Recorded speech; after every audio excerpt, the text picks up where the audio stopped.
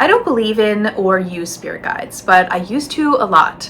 I actually was part of a New Age spiritual cult for 8 years, and part of the group belief and practices was that we were expected to use and consult with spirit guides 24/7, down to which foot you should step forward on first, making no major life decisions without consulting your guides, and getting readings from other people in your class or your teachers and mentors. Now, I think using spirit guides is mostly problematic and can actually be really harmful and detrimental, not only to ourselves, but to those people around us. So let's dive into it. If you're new here, I'm Kim. I'm a transformational coach, hypnotherapist, and doctor of acupuncture and Chinese medicine. I help people navigate major life changes, chronic illness and pain, and cultic abuse and coercive control recovery. Now, I want to dive into some problematic spiritual practices. And with all of these problematic spiritual practices, I think it's important to note that there's usually like a nugget of gold in there. There's something in that practice that's actually beneficial, actually useful, and it's usually why people use these practices, right? There's something we get out of it that actually does work for us. So I want to explain like why I think it's a problematic practice and what we can do instead, how we can extract that nugget of truth from it and continue to use a practice in a way that's more authentic, keeps us in integrity with ourselves, and actually helps us own our own responsibilities and our own actions. So first, when we talk about spirit guides, I want to give a disclaimer that like when I use the word spirit guide, that's what I was taught. It's what's embedded in my brain. By spirit guide, I mean any out-of-body being.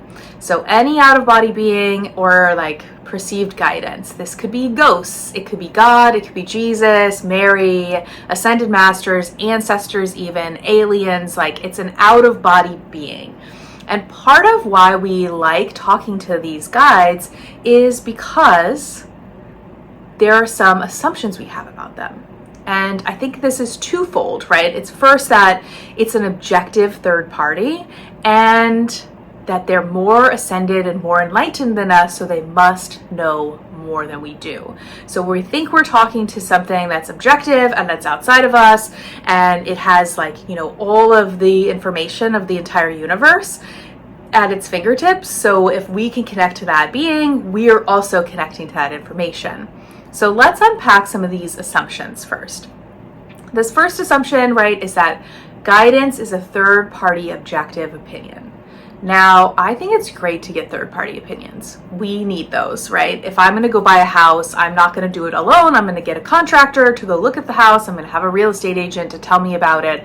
I know nothing about buying a house. I'm going to get a third party.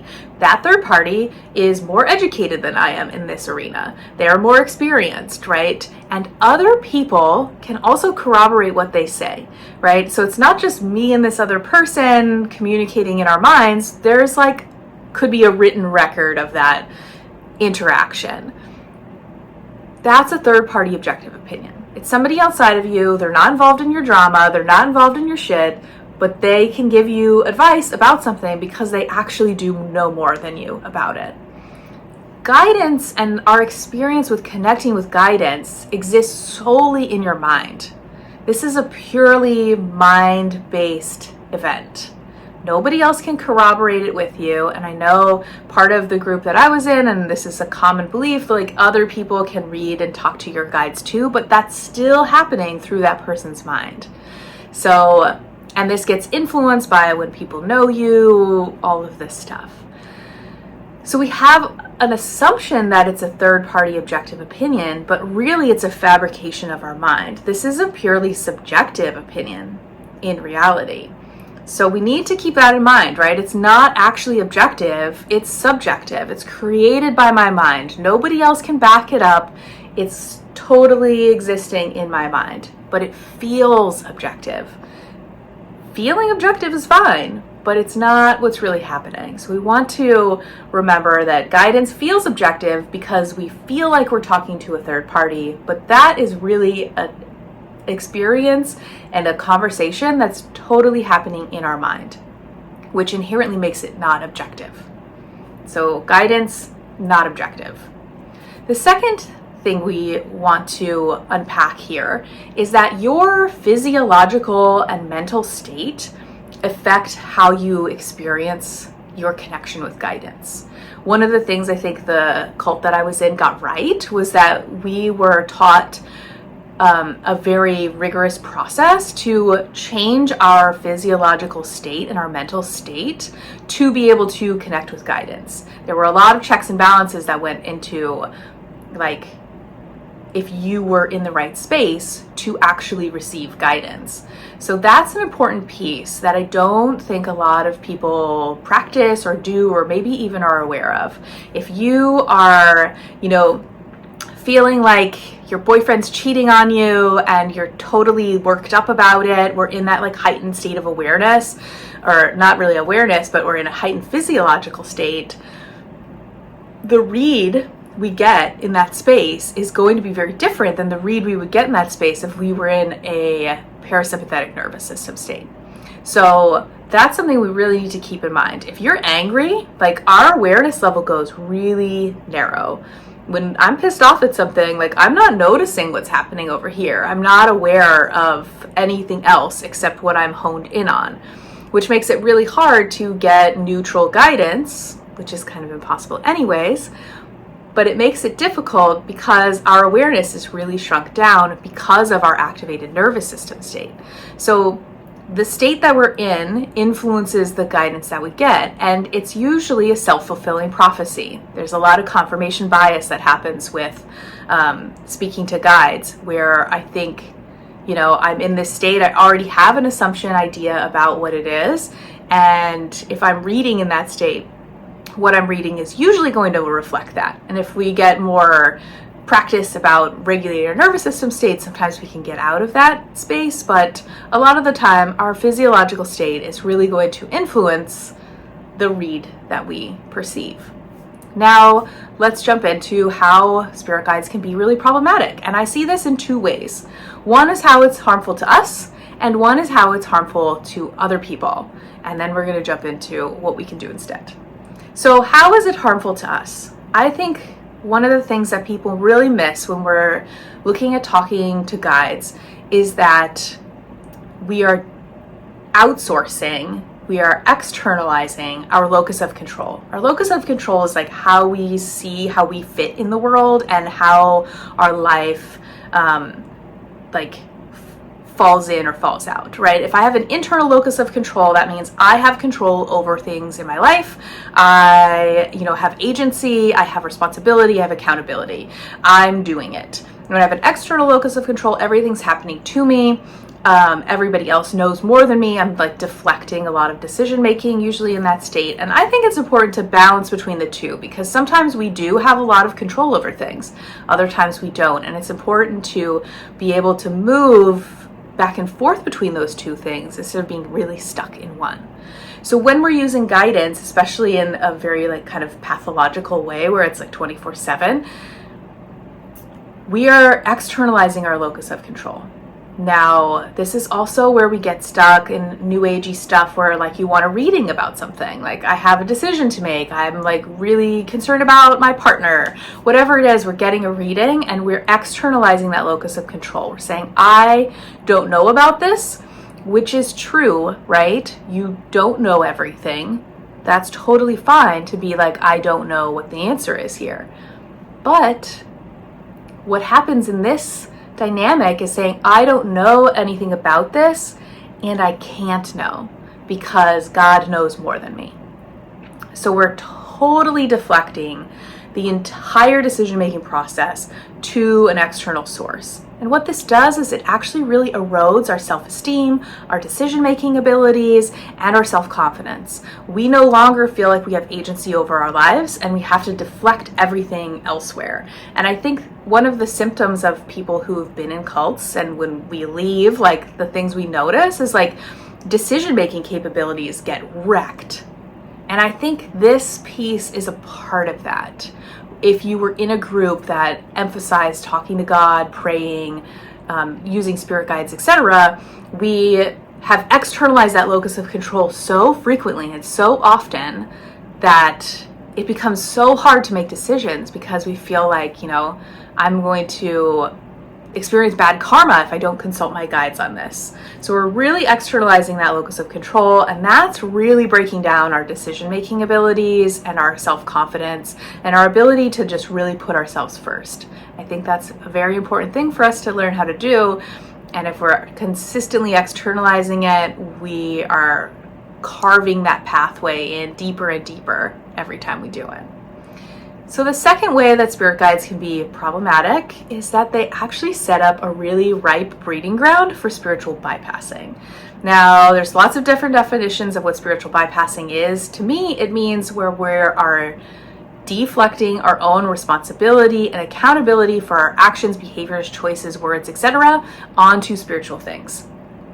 We see this happen all the time in the world, and in its worst, like the worst rendition is somebody who commits crimes in the name of God, right? God told me to do this literal crime that actually very physically harmed people. That's the top tier spiritual bypass and very harmful thing. So, and I think a lot of people would consider that sort of thing like a type of psychosis, right? Where you're talking to out-of-body beings and committing crimes because of it. But we don't extrapolate that idea down into people who are just making regular life decisions.